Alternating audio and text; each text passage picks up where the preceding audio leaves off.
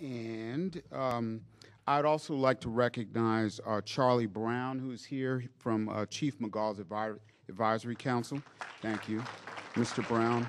And Lisa Holt from our Crime Solvers Board of Directors and a recent graduate of the Citizens Academy. Okay. She told me about that before we started. Also, and he probably thought I would forget about him.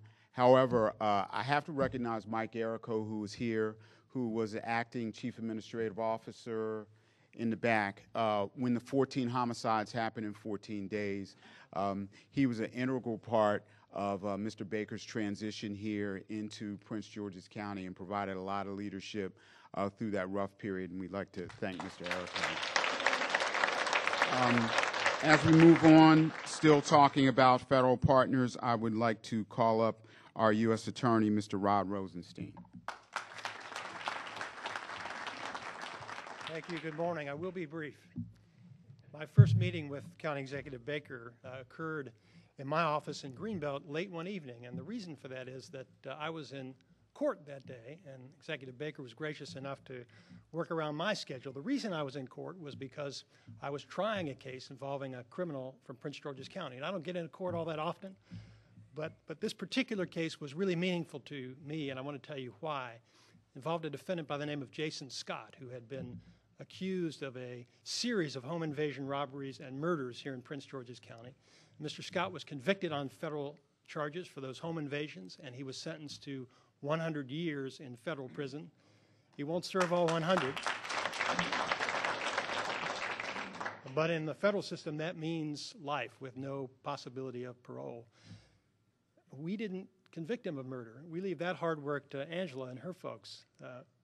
But we know that whatever happens in that trial, that defendant will no longer victimize people in Prince George's County. And that symbolizes for me the value that the federal government can bring through using the tools of federal law enforcement. We're able to incarcerate dangerous criminals on charges that are readily able to be proved in federal court. And two things about that case that I wanted to highlight for you. The first is I had the opportunity personally to work with the victims in that case. Some of them actually sat through the entire trial, a 3-week trial, to make sure justice was done. And I learned and I appreciated the impact this one man had had on his community. And you think about the impact that we can have if we catch people like that a little bit earlier, and the lives that won't be ruined, the lives that won't be lost. And that's what this partnership is all about. The second thing I want you to know about that case is that I worked side by side, day and night, with detectives of the Prince George's County Police Department and with agents of the ATF. And the work that these folks did was superb. And Chief, the detectives I worked with from your department, in particular, Bernie Nelson and Tony Shartner, you won't find better law enforcement officers anywhere in the country. Superb work.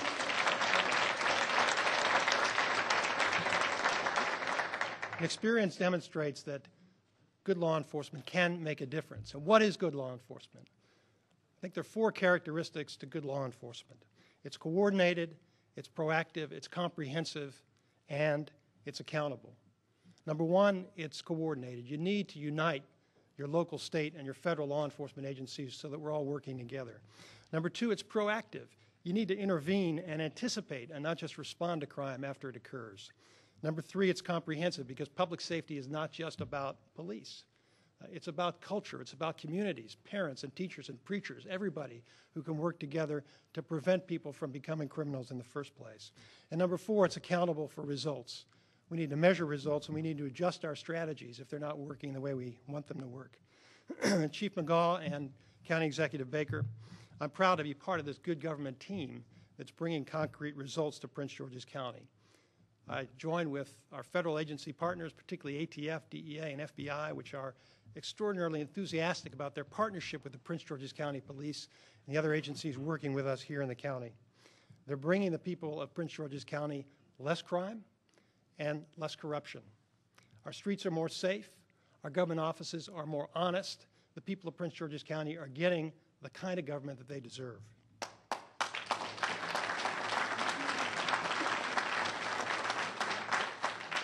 And that's what we should expect of our government, to bring us safety in the streets and to bring us integrity in our government offices. We take a moment today to celebrate all the people who were not victimized over the last year. The many lives that were not lost, the people who were not shot, whose cars were not stolen, whose houses were not robbed. And we thank the police officers who made that happen. But we know, Chief, that we can't just sit back and rest on our laurels. We know it took a lot of hard work to get to this point. Chief McGaugh has set a high bar for yourself and for all of us, because he's not satisfied to see those numbers go down one year. And we want to see that cliff continue to drop in the future, and that's going to require extraordinary work by our partner agencies. And we know that not every day will be a good day, but if we continue on this path, if we remain coordinated and stick together, and we insist on this joint federal, state, and local commitment to reducing violent crime in Prince George's County, we know that we can hold this ground. And for the people of Prince George's County, we need to hold this ground. Thank you.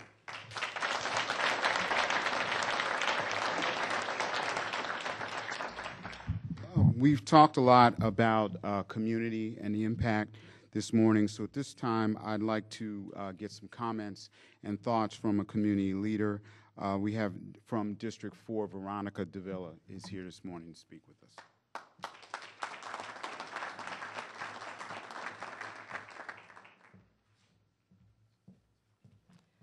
Good morning, or by this time it's probably afternoon. I'd like to thank everyone for giving me the opportunity, and especially our Chief McGaugh and County Exec for developing this program and this initiative.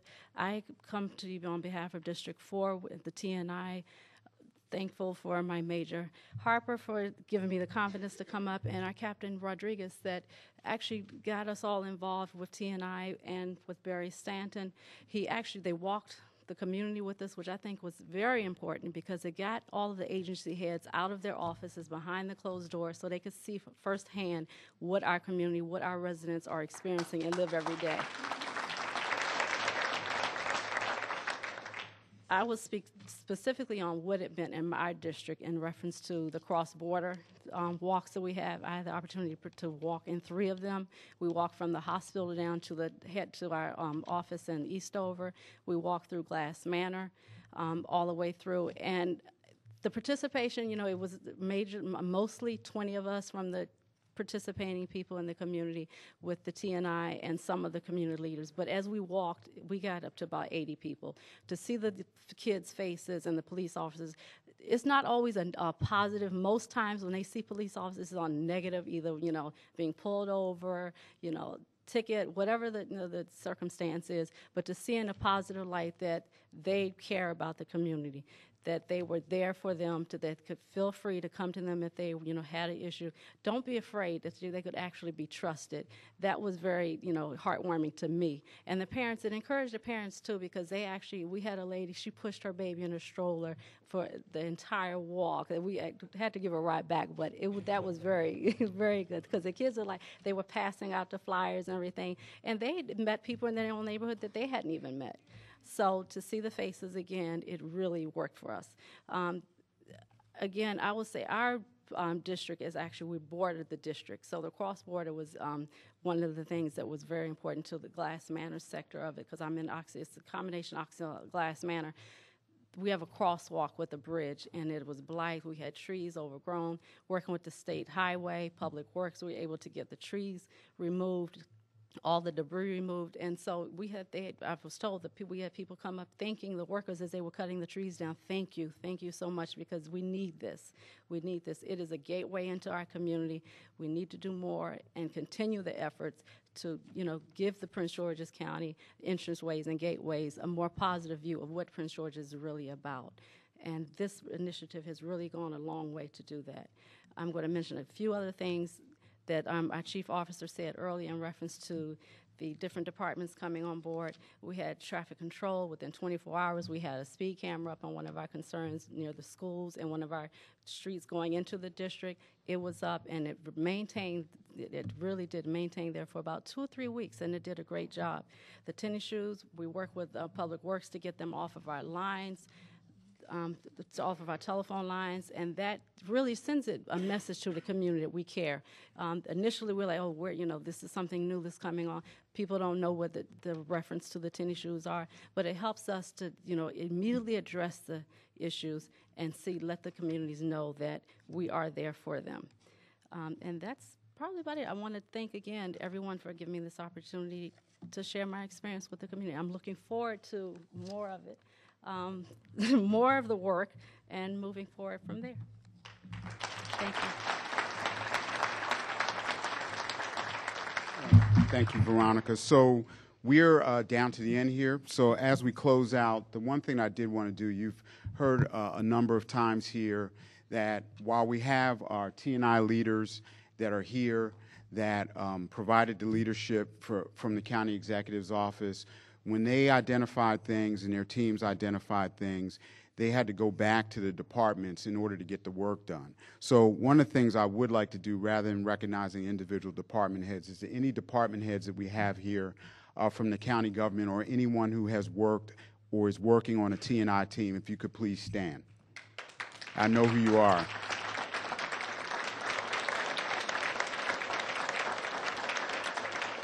And I would just like to thank them for their hard work because, again, once things were identified, they had to get fixed. So at this point, I'd like to turn it over to Julie Parker, who will direct any questions.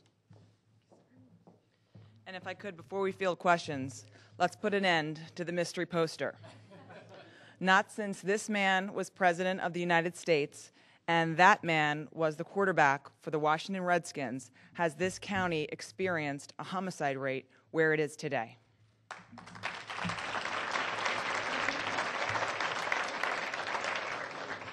Can we take your questions? We answered them all. Matt? County Executive Baker made reference to this, and I'm sure the chief knows that as you talk right now, homicide detectives are on the scene of something in Sea Pleasant, potentially involving a 2-year-old kid who got shot. I wonder what details you can provide about that, and just how does that make you feel, in light of what's going on here today? I can bring up the chief, but I will just reference, as soon as our news conference wraps up, I will meet reporters outside by the old car to address the details we can provide on that. Chief, did you want to add anything?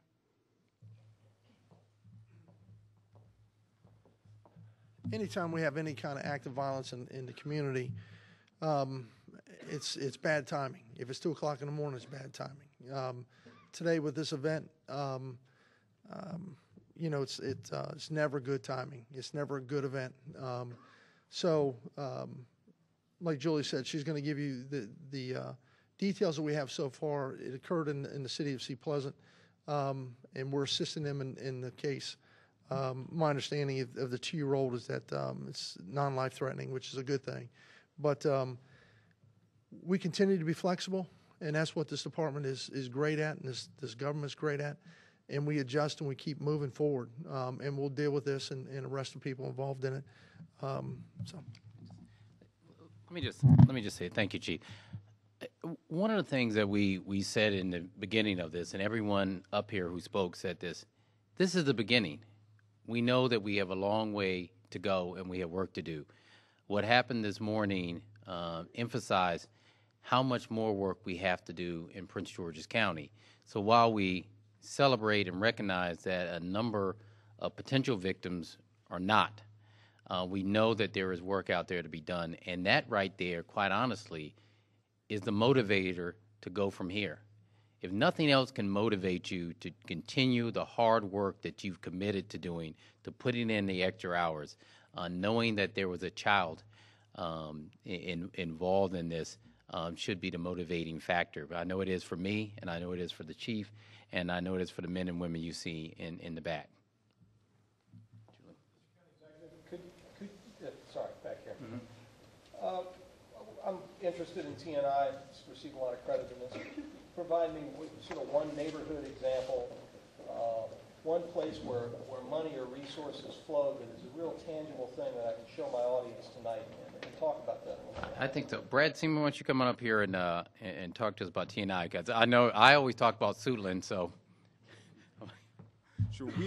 We have a number of stories that we could tell about our T&I neighborhoods. There are actually, in a newspaper article today, there's 2 really good examples, one of which is a home where there was significant drug activity, and that drug activity was in Carla Reed's T&I area in the Kentland Palmer Park area.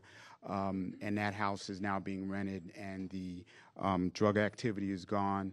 They also stopped at a property over there some illegal chicken fighting. And that has gone away. And then I think one of the signature things that the county executive has led us to is the demolition of the apartments, on Nova Avenue.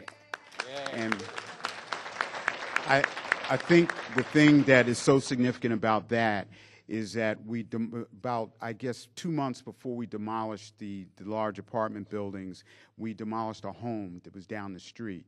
And I've told this story a couple of times. There was a neighbor there that was watching a home being demolished, and she asked me when we were going to take care of the apartments up the street. And I said we were going to take care of it. And she said because in 2004, they took her son from right there on that street where we were then up to those apartments, and they killed him and they left him there. So I think if you want a story about the power of T&I, then that's a good one to tell.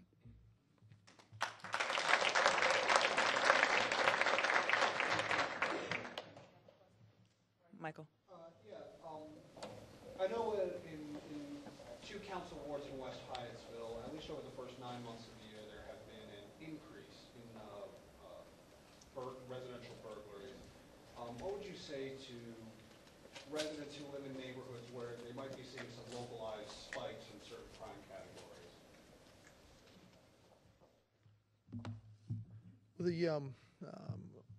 The district commander for every community group within their district is responsible for communicating statistics and issues and crime trends and ways to prevent crime. So, and that's one of the things that we're doing that we've gotten much better at, is that we're not waiting until we get 4 or 5 crimes, and that's what's driven some of these numbers down. And some of the things we're doing internally is that we're not waiting until we're not catching an issue at 8, 9, 10 breaking and enterings. We're catching it at 3 and 4. Now we're going to have issues, just like Mr. Baker said. We take care of almost 1 million people, 500 square miles that we take care of. There's always going to be issues, but it's important about how we react to it. So the district commanders have done a tremendous job in reaching out to their communities. In each community, really, it's part of the whole, but each has its own issues a lot of times, and they're dealt with individually through the district commander. Are there any particular areas of the county which are, I'm not sure resistant is the right word, but where some of the declines aren't as great? Well, you're always going to have variations throughout the county, but I think, as an overall whole, and what these numbers represent, give you a picture of the county. And like I said, we have spikes at different places with breaking and enterings or whatever. The real key is dealing with them quickly and efficiently, and we've been able to do that as an agency because of our relationship with the community, because the communication continues to get better, and it's only going to get better from here. So, Let me just add. sure. If I can just add to that question, it brings up a good point. When we talk about T&I, one of the big things, challenges, even for the council when we proposed this, was what happens to those areas outside of T&I?